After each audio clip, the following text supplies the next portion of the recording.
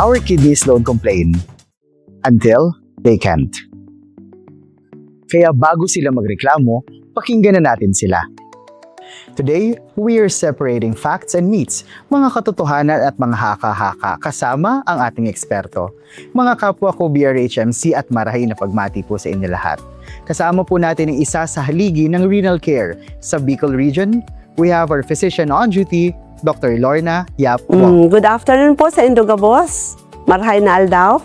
Para first of all, thank you very much for accepting the invitation to be part of our pod. Talaga namang yung podcast natin, it really hopes na mas madami pong tao ang marating natin, lalong-lalo na dito po sa Bicol Region.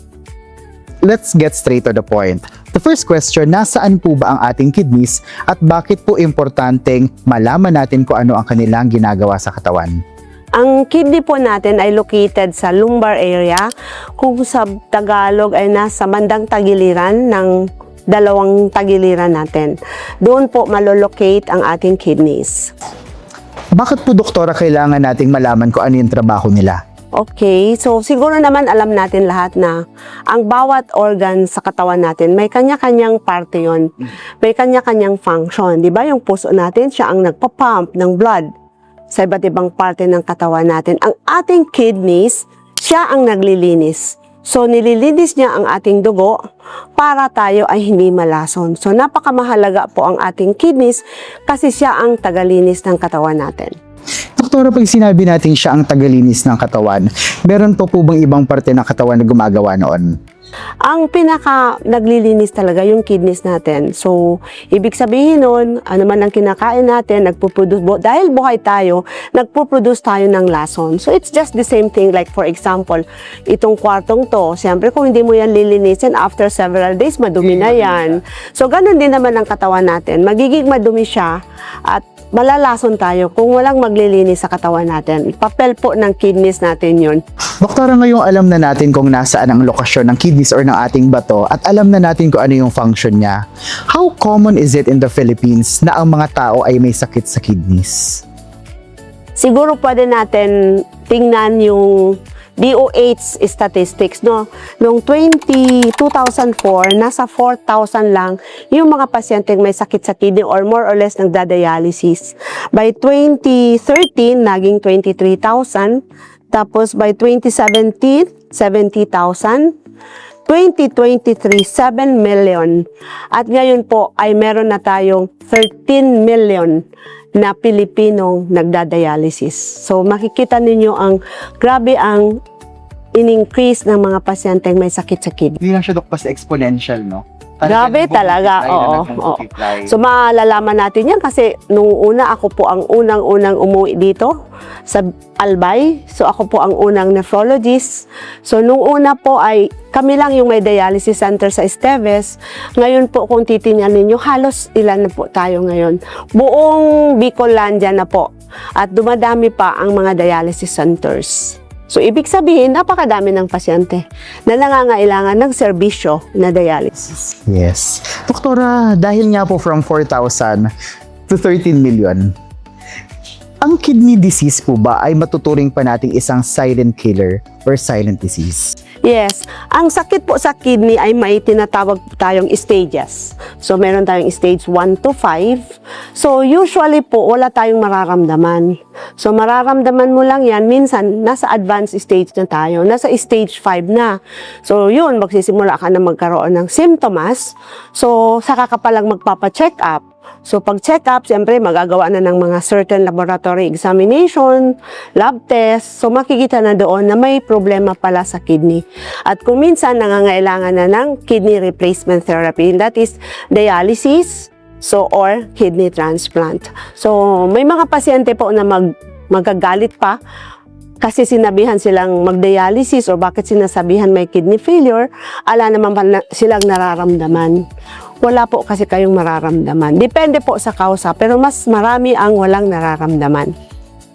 Kung sabi ni po na kanina ay wala masyadong sintomas kapag nagkakaroon ng kidney disease or kahit chronic kidney disease, kapag ka stage 1 hanggang stage 4 po yung sabi ninyo kanina, walang sintomas. Kapag po ba nag-stage 5, talagang may mararamdaman ang pasyente? Depende sa stage 5 kasi yung stage 5 nasa ano yan may level 'di ba 15 ml per minute and below. So yung early stage ng stage 5, pwedeng wala kayong maramdaman. Yung latter part, yun lang ang usually may mararamdaman. So, depende po sa pasyente, depende sa kaso din, ano ang dahilan ng kidney disease. Pero kung may maramdaman na nagsusuka na, hindi makatulog, madaling mapagod, nahirapan huminga, yung mga symptoms na ganyan, ibig sabihin yan, kailangan na po ang dialysis or kidney replacement. Doktora, sino po dapat ang mga edad na kailangan magpa-screen for possible kidney disease? So, yung mga may sakit sa kidney kasi, usually meron tayong tinatawag na pasyenteng at risk of developing kidney disease. For example, yung mga pasyenteng may lahi na diabetes or diabetic na from the very start, may type 1 for example or type 2, yung may hypertension, yun dapat talaga po magpapacheck up na. Pero kahit bata pa, kailangan sine-check na din yun. Kasi may mga tao naman na pinanganak, may lahi sila or genetics or talagang may problema na paglabas, kahit sa ihi pa lang, makikita mo puno na ng protina yung ihi. So, kahit baby pa, pwede rin magkasakit sa kidney. Yes. Doktora, ano po yung pinakamagandang screening test natin?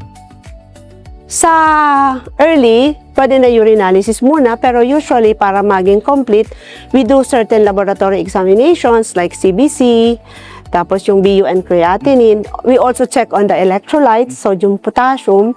And of course, hindi lang naman kasi kidney kasi sinicheck na rin natin yung liver, yung ibang organ system. Kasi ang mga problema dyan, pwede din mag-cause ng kidney disease. Like problema sa puso, pwede rin.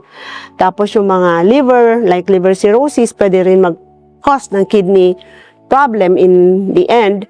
So we also request for ultrasound para malaman natin yung size ng kidney, para malaman natin kung may mga bara-bara, like for example, kung may mga obstruction, Kidney stone, o is kidney stone, or may cancer pala, o kung ano pa ang pwede natin makita doon. Lahat po ba yung doktora ay available dito sa atin sa BRHMC? Nandito na yan.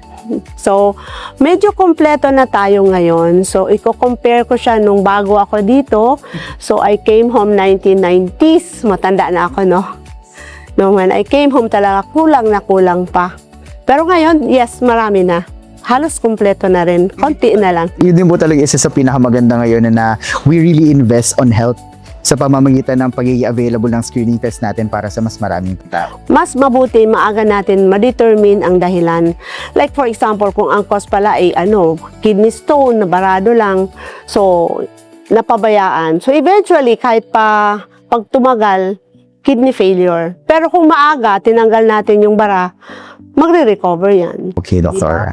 O ang problema pala, prostate, lumaki lang, nagbara, pinabayaan natin, sayang naman. Kasi madali lang naman gamutin yun.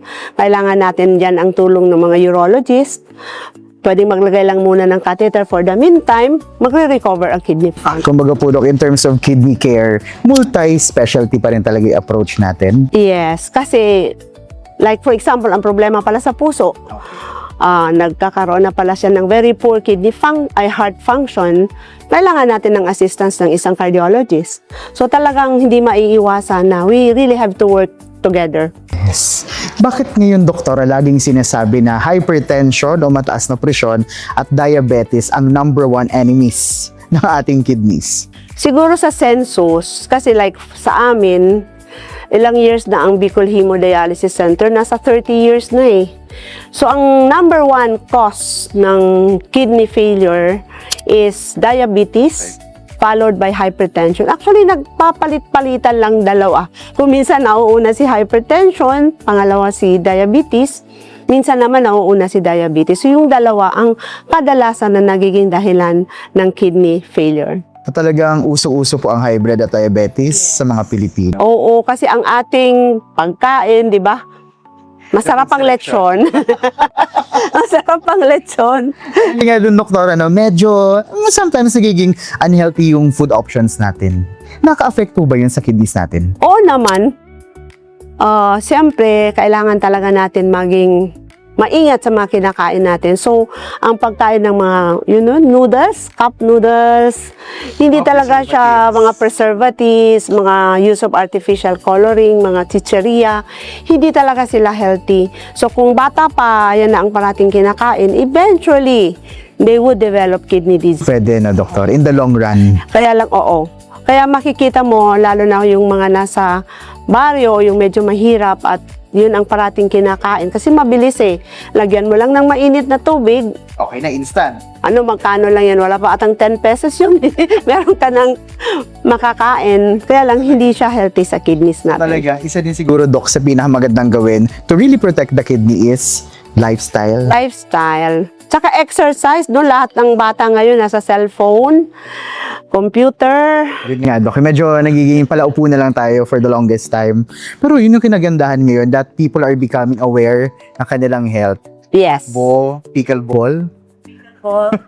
Kailan ko pa testing yun. Hindi ko pa nasubukan. Ito, doktora, can kidney disease be reversed? Kidney disease can be reversed depende sa dahilan. So, pag sinabi mo kasing kidney disease, ang tanong niyan, ano ba yan? Acute or chronic? Yung temporary lang ba o yung panghabang buhay? Kasi kung temporary, for example, nagpara-LBM na dehydrate, pwede yan magkaroon ng kidney problem. Pero madali lang gamutin. Anong gagawin mo? I-replace mo lang yung nawalang tubig sa katawan. So siguro IBF lang or fluids lang. Bigyan mo lang ng swero, i-replace mo lang yung nawalang tubig, magre-recover na yon. O kaya ang problema ay may bato, nagbara, alisin mo lang yung bato, magre-recover yung kidney function. Pero yung iba like diabetes, pang matagalan yun, pag inom-inom ng mga pain relievers, pag continuous yan, eventually magkakaroon na ng chronic kidney disease. So lifetime na yun. Pati high blood. Yes, doktora, no? Diabetes na hindi na-control, high blood na hindi na-control. These are, kumbaga, itong mga bagay na May mga tao kasi na ang belief nila, 'di ba? Sasabihin nila, ayoko kaya uminom ng gamot kasi masasana yung katawan ko. Yung parang mga pasyente akong ganun. Pero actually mali 'yon kasi kung hindi ka iinom ng gamot, yung hypertension mo ang sisira sa kidney mo. lalo nang maapektuhan ng kidneys, di ba, Dok? Kasi ang akala nila, pag uminom ka ng gamot, yung gamot daw ang sisira sa kidney. Baliktad eh. Sa atay, sinasabi Sa nila. atay, oo. Mali yon, mali talaga yon. So, kasi kung hindi ka magagamot, kung hindi ka man mag-kidney failure, pwede kang mag-heart attack or pwede kang mag-stroke. Suffer yung ibang parte ng katawan natin. Yes. Doctor, now we proceed to the myths and facts. We have 8 items here. Sasabihin lang natin kung pawang katotohanan sila o mga haka-haka. Number 1 question. Tanging adult patients or may edad lang daw po ang pwede magkaroon ng kidney disease. Mali yon. Kasi kahit bata pa, pwede magkaroon ng kidney disease. Kasi may mga pasyente na pinanganak, baby pa, may problema na sa kidney. So, hindi ibig sabihin mga matatanda lang ang magkakaroon ng sakit sa kidney. Everybody can develop kidney disease. At dito po sa BRHMC, kahit po pediatric populations or mga kabataan na may sakit sa kidneys, ay kayang-kaya po nating mabigyan ng serbisyong pangkalusugan. Opo, kasi meron na rin pati tayong pediatric nephrologist. So, number 2 question. If my urine looks normal, my kidneys are healthy. Mali din po yon. Kahit pa po tingin ninyo, normal ang ihi ninyo, hindi ibig sabihin na wala kayong problema sa kidney. So, kailangan po ay i-work up or gagawa pa rin ng certain test para mas sigurado tayong wala talaga tayong problema sa kidneys. Number 3, ang pag-inom ng maraming tubig can prevent all kidney diseases. Mali din yon. Kasi, kung may iba kang problema, kahit anong inom ng tubig mo, magkakaroon ka pa rin ng problema. Like for example, diabetes, gamutin natin yung diabetes. Kahit anong inom ng tubig, magkakaroon ka pa rin ng kidney disease. Kasi hindi mo naman ginamot yung dahilan ng kidney disease. Pagkasira ng kidney. So ang question yan, bakit ako nagkasakit sa kidneys? Ano yung dahilan? So yun ang dapat hanapin natin. Kailangang tumbukin kung ano yung Yes. problema. Yung root cause. Ito, doktora, very, sabihin natin timely. Herbal medicines and supplements are safe because they are all natural. Mali din yun. Kasi kung maalala ninyo, may mga herbal medicine, especially yung pampapayat, na may mga iba na pwedeng mag-cause ng kidney disease. Hindi lang pati kidney disease, pati na rin sa liver. So, pwede sila magkaroon ng liver disease. So, hindi ibig sabihin natural, safe tayo. So, dapat ay siguraduhin natin na yung iniinom natin na herbal ay talagang walang side effect. Kasi mahirap, lalo na yung mga pinapakuluan, ilang dahon ba ang safe para hindi tayo magkaroon ng problema. Kasi may phytochemicals din, di ba, Doktora, with that? Speaking of herbals, Doktora, can you comment on the buko juice theory? Ang buko juice, okay naman ang buko juice kasi actually tubig pa din naman yun. Pero tandaan ninyo, kung may diabetes ka, buko juice is matamis din. So dapat, yung tama lang, hindi pwedeng sobra. Pero yes, safe naman ang buko juice. Pero hindi ibig sabihin nagpara-buko juice ka, hindi ka na magkakaproblema. Magkakaproblema ka pa rin naman. Tubig ang importante. Inom ka talaga ng tubig kasi yung minsan, dehydrated ka, mas may prone na magkaroon ka ng kidney stone. Kulang ka sa tubig. So nakakatulong ang pag-inom ng tubig kung wala ka pang kidney disease. Kasi kung advanced, hindi ka na pwede, magkakaroon ka ng congestive heart failure. Kung siging inom mo ng tubig at yung kidney mo, may sakit ka na pala. What about energy drinks? Coffee? Ang energy drinks, hindi pwedeng everyday. Kung kailangan, saka lang. Kasi kapag inaraw-araw mo yan, after a while, magkakaroon ka ng electrolyte abnormalities and eventually, you develop kidney problem also. So, may mga pasyente ako na years na pala silang umiinom, nagkakaroon na sila ng hyponatremia. Anong ibig sabihin nun? Bumagsak na ang mga sodium level nila sa katawan, pati potassium level. So, hindi rin talaga siya pwedeng araw-arawin. Kung kailangan lang, hindi everyday.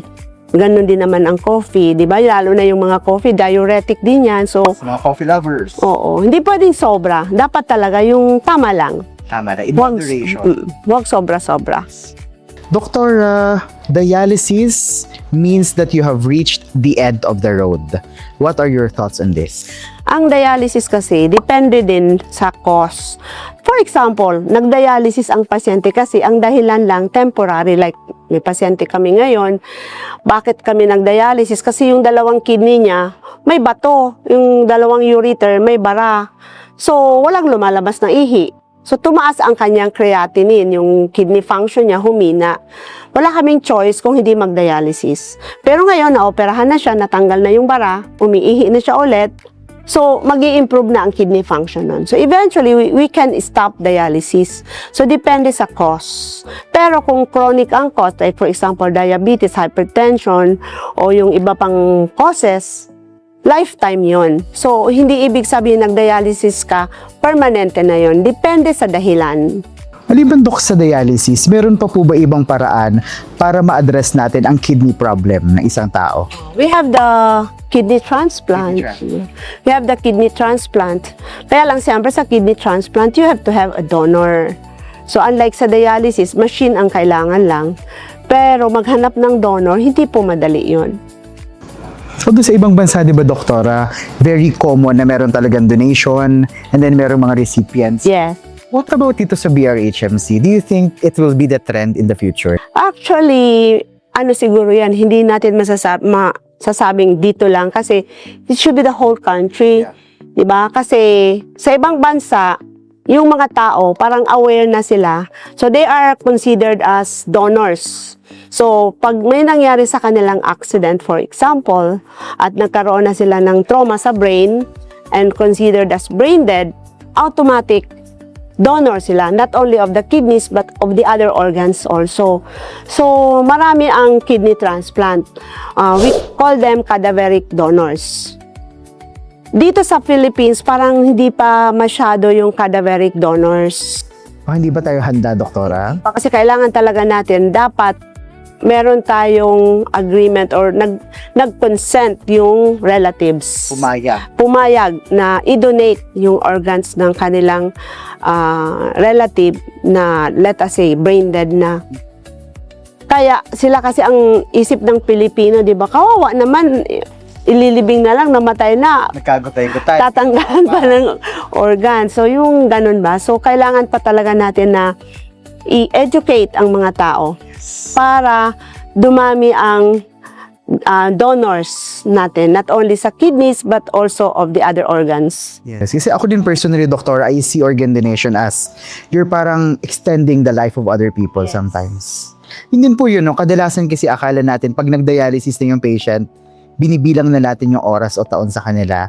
But in reality, it's also a way to extend life. Di ba, Doc?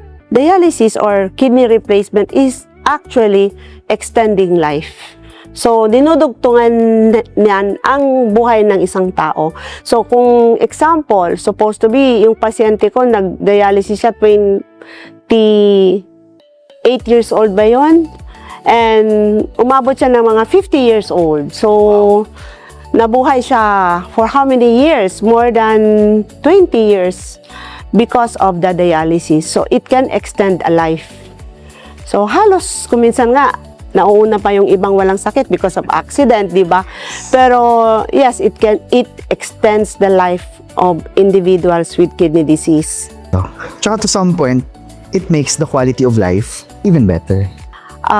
Quality of life, it depends. Kasi, talagang kailangan mo mag-undergo ng dialysis on a regular basis. So, ibig sabihin nun, pwede ka magtrabaho. You can go back to your own activities, your life, but you have to undergo dialysis regularly. Usually, we do it 3 times a week or 2 times a week. Pero since covered naman na ng PhilHealth, so karamihan ng pasyente, 3 times a week ang dialysis. So, ganun. Doctor, the last 2 questions, or kumbaga isa sa myths and facts natin, kidney disease is preventable. Of course, it is preventable. Ang importante, maging aware tayo ng sakit na kidney disease para maaga pa magawaan na natin ng way para ma-prevent natin yan. Lalo na yung mga bata, mga anak natin, yung mga bawal, yung mga dapat gawin, pwede na natin ituro sa kanila. Ang dapat nga siguro sa eskwelahan pa lang, so siguro nga maganda kung lahat ng mga estudyante natin, pagpasok pa lang, at least urinalysis man lang para malaman natin kung sino sa kanila. Yeah, may screening test na tayo. Yes, Doctora. Doctora, this will be the last question. Sa Philippine superheroes, we have Darna. Lagi si Darna hinahanap niya si Ding. Kung kayo po si Darna, ano po ang sasabihin ninyo kay Ding? Sabihin na natin si Ding ang sambayan ng Pilipino. Ano po ang healthy tip ninyo for Ding? Mga kababayan ko, ingatan po natin ang ating kidneys. Thank you very much, Dr. Lorna Wong. Maaari ang sakit po sa kidney ay palihim. Pero ang usapang ito, hindi po natin dapat palampasin. Kidney disease is silent, yes. But this conversation shouldn't be. Ako po si Dr. Riz at ito ang Istoryahan Healthy ng BRHMC. Maraming salamat po sa inyo.